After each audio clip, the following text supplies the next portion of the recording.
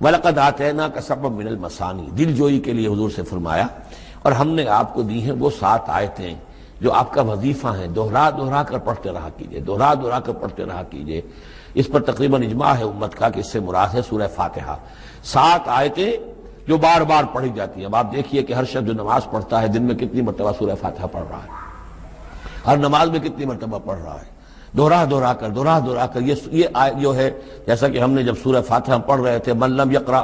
بفاتحۃ الکتاب لا صلاۃ لمن لم یقرأ بفاتحہ، اس کی کوئی نماز ہی نہیں ہے، نماز کا جزو لازم ہے۔ بلکہ قسمت الصلاۃ بینی و بین عبدی نصفین والی حدیث میں نے آپ کو سنائی، حدیث قدسی، تو وہ تو اصل الصلاۃ ہے ہی سورہ فاتحہ۔ والقرآن العظیم، اور یہی بڑا قرآن ہے،